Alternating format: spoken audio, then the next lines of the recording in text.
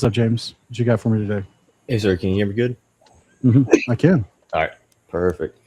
Yeah, nice meeting you, by the way. Hope you're having a good day. And nice meeting you, man. My, biblical topic that gives me trouble, which I think is very destructive in the church nowadays and for believers, is marriage. And I was wondering what your stance on it when it comes to, the monogamy only doctrine and polygyny. I just wanted to see where you stood on that, specifically biblically as well. So, Yeah, I do believe one man, one woman shall be joined together. So I do believe we have a precedent in Genesis chapter 2 and 3 for that. And that is the intended goal. But I do acknowledge the Torah allows for multiple wives when provision is needed for the women.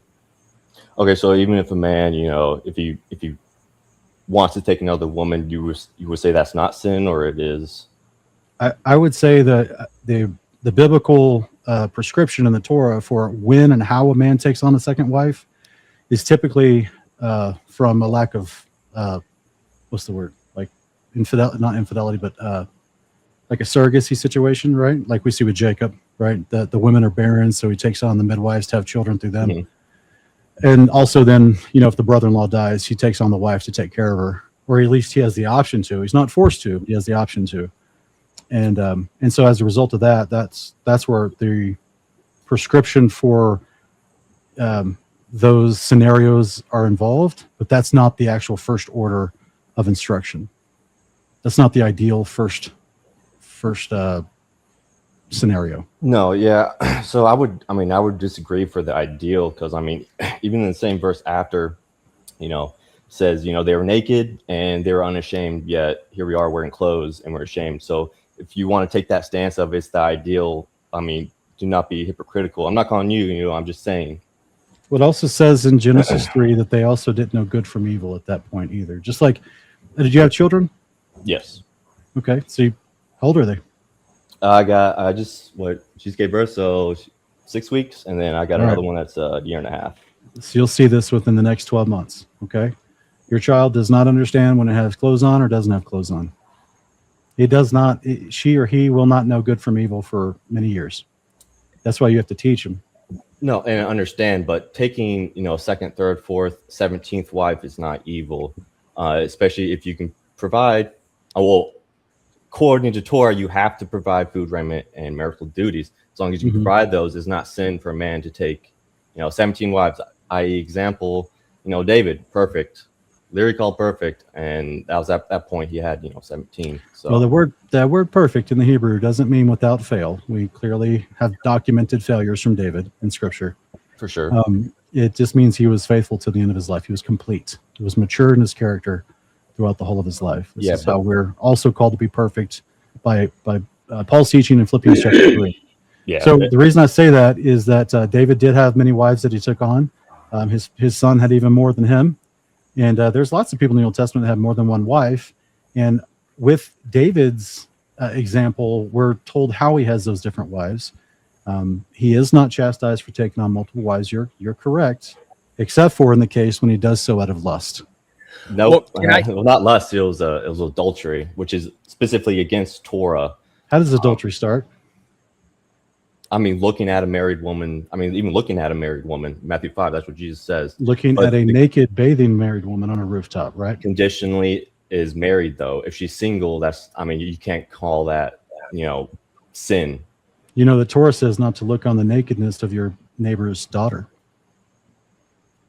Neighbor's daughter. Okay, well, I guess I would concede that I do agree, like porn and everything is a certain point is like, fornication and is a sin. But if you see, if you have a wife and you see another beautiful woman and you can provide for her, that's not a sin. And specifically for David, he's lusting after conditionally a married woman. That's why it was adultery and sin, according to Torah specifically as well. Was it sin had he not taken her and just lusted after her privately? Yes, because Matthew 5 is still lusting and is adultery because she's taken already. Okay. Would it have been sin when for Abraham not to obey Sarah and put away Hagar? Would it have been sin for Abraham to listen to Sarah, or? Abraham obeyed the voice of his wife and put away Hagar and Ishmael. Would it have been sin had he had kept Hagar? Because she was a hot little thing? No, it would not have been sin. I mean, even when she fled, the angel of the Lord told her to return. So when the angel shows up to Abraham and says, listen to the voice of your wife, wouldn't that not have been sin for him to disobey now even the angel who was agreeing with Sarah? When did God told Abraham to listen when exactly? That's not part of the story, is it? It is part of the story. An angel shows to Abraham and says, listen to the voice of your wife. Do what she's saying, because it was a test for Abraham. It was a great trouble for him. He loved Ishmael. Okay, and that part of the story was that after or before she returned? It was after she returned. Yeah. Okay. She was being treated harshly by Sarah, which is not good either, right? That's sin. But that's well, I would say Abraham wasn't trying to usurp Sarah. Mm-hmm. Abraham didn't take on Hagar just because he wanted an additional extra night of pleasure with a different woman. Yeah, but Hagar is not his only concubine. He had at least 3 because the gifts to the concubines and everything. So the point of what I'm saying is, Sarah, who's his wife, his first wife, she then wanted to put away the second wife, and God agreed with Sarah. Is that righteousness? To put away, I mean, listening to God, yes. Anything listening to God is righteousness. So I would say, yeah. So if you have a wife and she does not want you to take a second wife, would it be righteousness to listen to her? I mean, giving contextually, I mean, depending on the matter, I mean, I would say, the man is the house. If it's his final say, if he wants to take a second wife, that's on him. If he can afford it. I mean, is it on him? Does the wife have any say in this decision? I mean, she can, but the final authority is the man. Mm-hmm. And with Torah allows it, Torah has prescription for it in the event of certain scenarios. Torah doesn't teach it as a precedent. I mean, even still, I mean, if you look at the men in the Bible, it's still permitted. I mean, and a man can still do it. It's not sin at all. And if a wife disagrees with it, at the end of the day, it's still the man's decision. So in Matthew 19, when Christ is citing Genesis, he talks about male and female being joined together. Should he have spoke more accurately and spoken about plural women at the time? That scripture is, contextually about divorce. So you cannot, enforce a monogamy doctrine when it's about divorce. It is about divorce. And what is the context of that, of why he's mentioning divorce in Matthew 19? Just because the unrighteous men were putting away their first wife and getting a second wife. Exactly. But for what reason? And he called them adulterers. No. So he called them adulterers. No, I agree. Okay, yes, but you said putting away. If there's certain criteria in order to properly divorce a woman. If you do not divorce her correctly, she's still technically married to you. So then that's what they were doing. They were just sending her away without a bill of divorcement, and the Pharisees were allowing it. That's why Jesus, quotes back to Torah. What does Torah say? He says, and Moses gave you a certificate of divorce. Yes, you're right. Moses gave you a certificate of divorce because of why? Because your hearts were hardened. Yes. So are you having a soft heart if your wife says no and you still say yes? Because you want a third and fourth and fifth wife? I mean, that's not contextually about it. He's talking about incorrectly divorcing your woman. If you do not do it correctly according to Torah, you're still married to her, so therefore committing adultery. At least, except for the cause of uncleanness, which usually is interpreted as adultery. The men were putting away their wives and wanted a certificate of divorce regardless of the adultery. Well, and Christ called them as having a hardened heart. Yeah, so they were putting their weight. So their definition of fornication, they were using as any case. Oh, she burnt my steak. Okay, I'm going to send her away. No bill divorcement. Bye, we're done. We're divorced. Fornication has a specific, Torah definition. I think you can look at Ezekiel. I'm not talking about fornication or adultery, brother. I'm talking about the concept of why the man wants another woman. If a man, so what's stopping it from being bad? From a man lusting after a single marriageable woman and taking her and providing for her. There's nothing wrong with that at all. Sounds like, I think you just answered your own question, right? The man's lusting after. Lust is not a sin. If you're lusting after a married woman, it is because it's adultery. But lusting after a single marriageable woman is not sin. Okay. So who taught you all this stuff? I'm just reading a lot of scripture, looking up YouTube videos. You know, listen to Pete Rambo. He's pretty good, knowledgeable on the topic. But I've been studying. He's very opinionated on the topic, right? Well, I mean, I think it's pretty big, marriage, and I think if we get that wrong, we get a lot of stuff, a lot of other stuff, big things wrong as well. Which I think is pretty crazy that we accept the church is wrong with Torah, but when it comes to something as big as marriage, we accept that in. When obviously scripturally the men in the Bible did different than the men nowadays. Yeah. So you remember the Torah verses that talk about how you should treat both wives. If you have more than one wife, you should treat them both with the same care, same conjugal rights, same provisions. Yes. That you should not show favoritism one over another. Yeah. Okay. So what happens when you have 5? And your first wife, the wife of your youth, what happens when she starts complaining that she doesn't get to see you enough? You haven't been with her in her bed in 6 months because you keep choosing wife number 4 because she's got. Well, then I would say she's better in bed. Let's just be raw about it. She's better in bed. You keep going to wife number 4, and wife number 1's not complaining. Yeah, understandable. I mean, same as I would say he is in sin because he's not doing marital rights. That's according to Torah. He's not keeping Torah at that point. I mean, same as Jacob. He had 4 women. They were able to juggle the sex lives and everything else. So I mean, well, Bilhah was taken out of the picture because of what Reuben did. Jacob never slept with her again. Yeah. Zilpah produced 4 children for Leah. Rachel only had 2 children because of the barrenness. The only reason they brought those additional women into the scene was because of barrenness. It's not because Jacob thought they were little hotties. Well, two reasons. I mean, first off, his 12 sons were not his only children. He obviously had daughters. He had to have at least one. But I would say just because they're not mission doesn't mean he didn't have more. And what was the other point? Sorry. How does your wife feel about this stance, brother?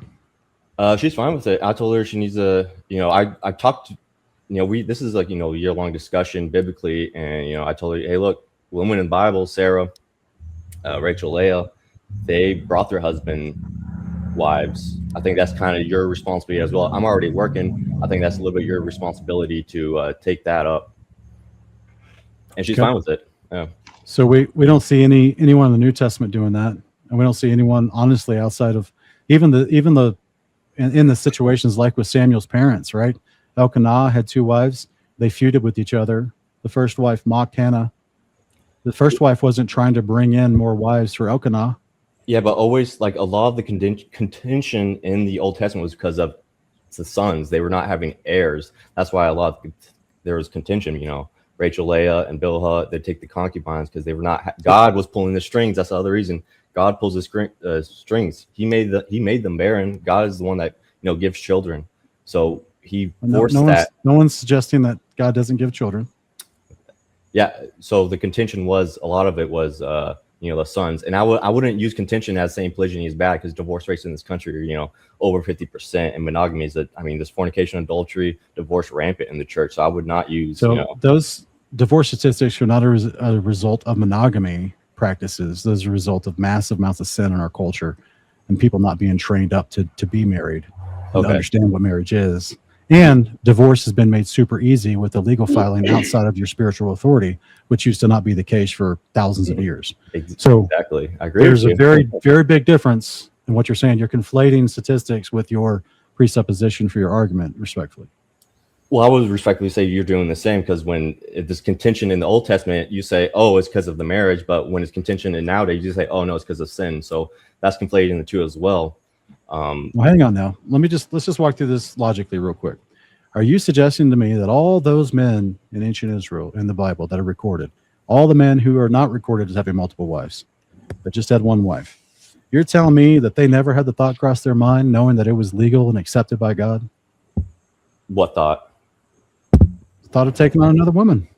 Of course not. No, because it's not a sin. So why didn't they all do it? I mean, Josephus says they did. It was the norm. You said it was normal when you thought of a Jewish man, you thought of a man that had multiple women. So it was normal. And even then, I'm talking about 2nd century Judaism.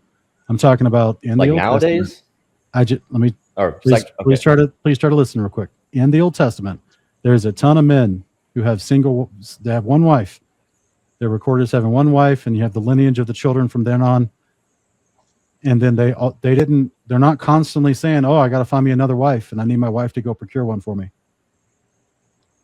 And that's rich men too, like And Nabal and Abigail. Like Nabal had plenty of, I mean, he was an idiot, but Who are you talking about, Justin? Nabal and Abigail, like, so Abigail was one of the ones that David, Mhm. married and picked up after Nabal died, right? Yeah. Like kind of in the line of this other guy's, sorry, I can't see your name. no James, but no good. David takes on Abigail after Nabal dies, but Nabal was also a rich man who didn't have multiple wives. He only had Abigail, or at least that's how the story portrays him. Yeah, and I think that's interesting that David took wives from two monogamous men. But just because it's lineage wise, I would say, yeah, one wife, there's only like, I mean, it depends on the man, I guess, lineage wise, inheritance wise, if there's only one route. But just because the concubines are not listed does not mean they did not have them, especially if given the fact, it had to be prevalent because, from 12 sons to, close to 2 million leaving Egypt, mathematically, every man had to have like 3 to 4 wives just to work that out. So just because it's not listed doesn't mean it was not. So you mean the census and numbers is wrong? What is wrong? I mean, it's just, if you do the math, you're talking about over 1 million, everyone total, not just the men, men, women, children.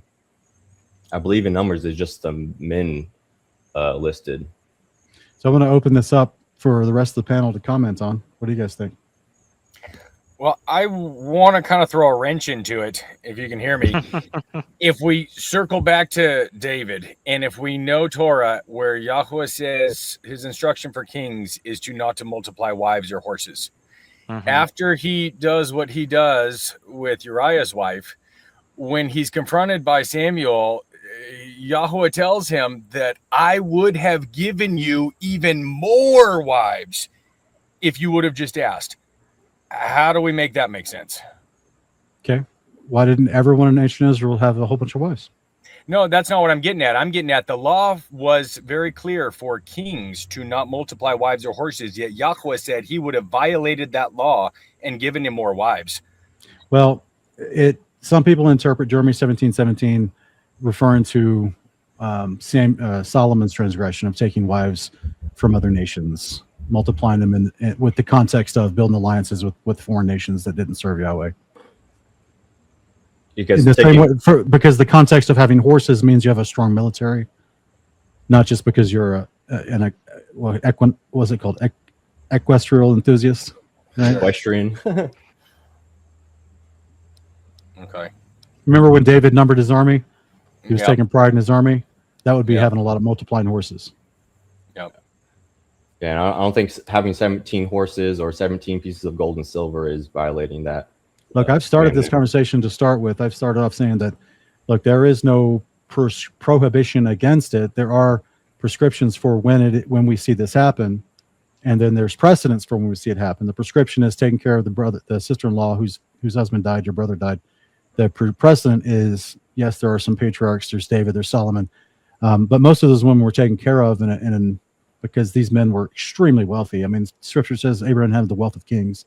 So did Jacob. So James, my question would be, if you take on another wife in the 21st century, I'm guessing you live in the United States. Yeah. Is that correct? Yes, Are you sir. prepared to provide for her another house like Jacob did? I mean, houses back then were tents. So, I mean, I could put a tent in the backyard right now, but I think that's right. Just throwing up a tent? No. So that's why I'm working on my career, getting more money, but I don't think you need to buy a 500,000 average house for one woman. That's ridiculous when they were living in tents back then. So, yeah, I mean, that's my point on that. You don't have to buy an average house just for a wife. Are you prepared to make sure that these women that you're wanting to marry, that they all have their separate living spaces and that you visit them individually and there's never any combined group activities? There's never any combined group activities. I don't think that's the case at all in the Bible. But I mean, am I prepared to provide what Torah says? food rights, clothes, and marital duties, absolutely, I can do that with 2 or 3 women. I can think it gets to No, the my, point. my question was, are you prepared to provide separate living spaces for these women Yeah, I got an extra bedroom in my and house right now. ensure there are no group activities, because that's not what you're planning. Where does it say you can't have group activities in the Bible? That This is my point. I mean, that one's actually in Galatians and Yeah. the fruits of the flesh. Romans chapter 1, Leviticus chapter 18, Leviticus 20. Yeah, this idea, you would be encouraging the women to violate Torah with group activities. What are these verses? Leviticus 1. I'm going to look these up. I never Leviticus 1. I'm trying to be a little PG for the audience, brother, but Women also doing what is unnatural. Yes. Okay, if you're this talking is the about same- sex, if you're talking about sex, then yeah, sure, that's a different topic. But if you're talking about family can't have a family meal together in the same house, that's ridiculous. I'm not. So let me be very explicit and clear with you, okay? Yeah. Is your intention when you take on multiple No, wives? it's not to have a threesome. This is what the gutter mind of the Christian mind is in. Is things about I've heard. sex. Hey, I James, understand. James, A lot of real men quick. try to justify their sin. The only reason I'm asking you is because I've heard the same people arguing what you're arguing explicitly argue that it's okay for the women to have group activity together in the sexual bedroom with the husband because they're all his wives. Well, that point I might have. If you're not arguing I that, agree with you that that's I would probably call that I have to see what Scripture specifically says, but it probably is sin, and I would probably agree with you on that. But if you, sorry, I thought you're confusing me. When you talk group activities, I thought you're talking about having dinner at the same table, can't live even near each other, or whatever. Yeah. I thought So Adam had 9 children with Eve. Yeah. Why didn't he take on different wives? I mean, because that would. Well, I mean, I guess you could say brothers and sisters marrying would be against Torah as well. Adam lived 930 years. 930 years. He had so many. But they would have been his granddaughters. Yeah, guys, he had great granddaughters 400 years down the line, which is against Torah. He could have taken on, which is against Torah. Okay. I do have a question about all of this. So with the Torah not explicitly calling out polygyny or whatever as a sin, it gives provision for if it does happen. How does it fall into the current day realm where the nation says it's illegal? Well, it's illegal to have multiple marriage license, which I don't even think anyone that should get a marriage, even if you have monogamy with one woman, I don't think you should get married with the state, because then at that point that is polygyny. You have 3 people, the man, woman, and the state. But I guess that's a different argument. But you said you live in the United States? Yes, sir. Yeah, you can't avoid it, brother. The moment you cohabitate and have a child with someone, the state's going to get involved in that custody if you ever break up. Well, I mean, that's why Jesus preached against divorce so heavily. Yeah. Don't be again. Which I don't plan on ever putting away or divorcing my wife unless fornication. That's not. What if it's her choice? She doesn't have a choice. Yes, she does. In this country, the moment that you go, I'm trying to explain to you, brother. I'm trying to keep you safe because it sounds like you're young. No offense. In this country, it doesn't matter license or not. You cohabitate and have a child. The state that you had that child in will have control by force over your child. And if that woman decides to leave you and take that child, you're going to be up a creek without a paddle. I understand, and I appreciate that, but I understand. My father's a lawyer. I've seen him do million divorces, so I understand the laws, especially in Texas. That's why I had a long, lengthy discussion before I mean multiple wives or anything. Before I hey, if we're not divorcing, we're not putting away. If we have contentions, especially scripturally, if I'm doing something wrong against Torah, we're going to talk this out, and you can sit me down, we can figure this out. But you cannot just that's why I had a long we went to marriage counseling before we got married to talk about everything, because I'm not just going to be marrying some woman that 5 years down the road changes her mind. I'm very particular about my woman. Make sure she's Proverbs 31 and is submissive and listens, especially to the scriptures. But I appreciate you looking out. I understand divorce rates are pretty high, but I would say monogamy is a big part of that. So yeah, I'll just let you know as a final statement on this that I personally think it's a horrible idea in this current modern day and age, especially in the country you live in. I think it's you do not have power when it comes to marriage in this country, just to let you know, even in Texas. But I do want to allow anyone else to have a final statement on this before we go to another topic. You've definitely said your piece, James. I appreciate it. Yeah. Anybody else want to have a comment on this? Yeah. Can you hear me? Yeah. Hey, Hawk, how you doing? Welcome back. Good, good. Hey, James, let me ask you something. Why would you want to have a second wife? What would be prompting that in your relationship that you have now? What has prompted the desire or the idea even that you would want to add another adult individual into your relationship, into your marriage, into a new relationship? What Yes, would be sir. prompting that? Well, I would say, you know, if you have 3 or 4 Proverbs 31 type women, it's very beneficial. Even having 2 kids, you know, my sister currently lives with me. Having that second pair of hands, helping change diapers, feeding, getting ready dinner while my wife is taking a shower and I'm away from work or something. That second pair of hands is very helpful around the house, and I think just light work, you know, a lot of hands make light work. Especially if you're marrying Proverbs 31 women, very beneficial to the family. I mean, you can hire a maid to help around the house and have How your about, are wife you a have a farmer? maid servant. Well, I mean, hiring a maid, at that point, you're just hiring a second wife. I'd rather keep my money in house. But I know I'm not a farmer. I'm a engineer over here in Austin. Not all servants were wives, though, right? Yeah, but I'm not gonna outsource my, you know, money to some other woman, whatever, when I can, you know, rather just have a second wife at that point. You don't think you'd be splitting your affections? I mean, no. I mean, sometimes the wife. I mean, are you gonna? I'm pretty sure all women do not want to have sex every single night, especially if they have kids. They would rather split it around. Whereas, you know, men can do it every single night. I mean, But- James, is that the actual goal, though? Wait a minute, James, how old are you, brother? 28. Okay. Marriage is not about sex, brother. I know, but he's the one that's talking about affection and everything. Well, I mean, I'm that's, sure that's not what he was talking about. He's not talking about splitting your affections just with conjugation. There's so many other aspects that goes into a woman's heart and her needs and her desires. There's nothing to do with sex.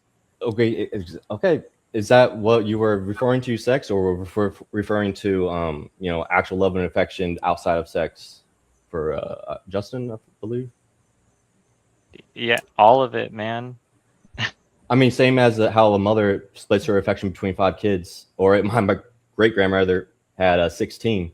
I mean, same. You know, a mother can love 16 different children.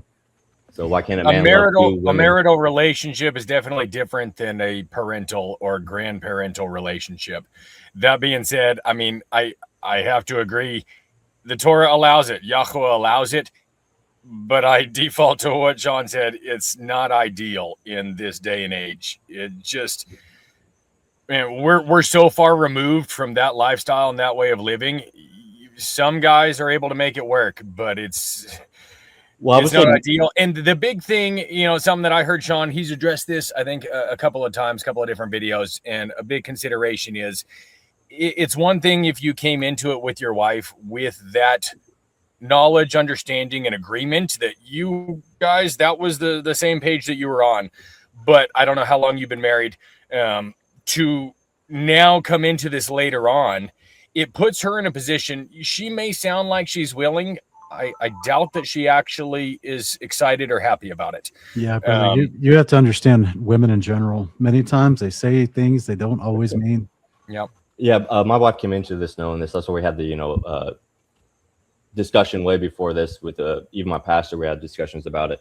But yeah, and even at that point, and I agree with you. You know, marriage nowadays, even with one woman or 20, I think it's especially with one woman, I think it's pretty, you know, crazy, because divorce is easily, you know, done. That's why you need to be very selective with your woman. And if you are with selective, at least for me, you know, I don't see, you know, 2, 3, 5. You know, at least I need to get my money up before I can do 5. But, you know, I don't think, you know, I'll have any problem with 2 or 3. And I don't think men should be discouraged against it. I think they should be, you know, hey, you know, build yourself up as a man. If you're just stuck with, you know, with one for the rest of your life, I don't think that's really building yourself, you know, better as a man. Well, let me throw this at you. You're an engineer. I'm a builder. I'm in construction. And so if we just look at Paul, and he acknowledges that he's not speaking from Yahweh, he's speaking from his own. He wishes that all men would be as him, celibate, you know, so they could be singularly focused. granted, not instruction from Yahweh. We acknowledge that Torah allows for multiple wives, but in this fast-paced day that we live in, again, we're in a similar field. The days are short, and they seem to be getting a lot shorter, and there's not enough hours in a day.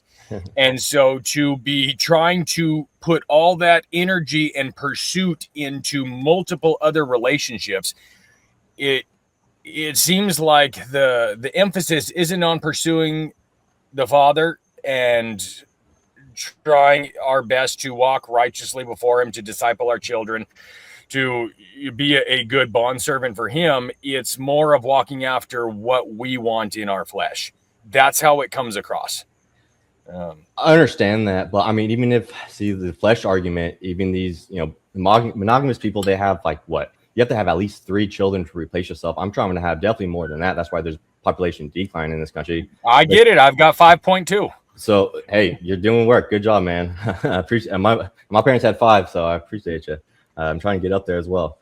James, is your parents alive? Yes. What does your father think about this? I haven't talked to my father in a hot minute. We had some. I don't want to get into it, but he has some problems of his own.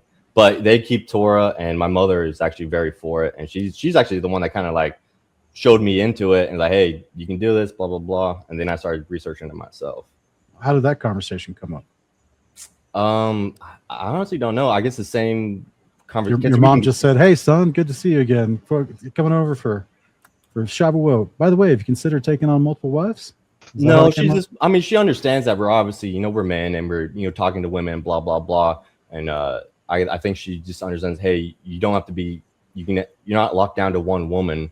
You can have multiple, and she went to the Bible. And, we keep Torah. So she's very, in the scriptures. So that's why we talk about a bunch of stuff scripturally. So I'm going to jump in real quick because I got to head out for dinner with my one family. But I mean, I would encourage you, brother, like regardless of if something is perhaps permissible, it does not necessarily make it wise to do and to perform.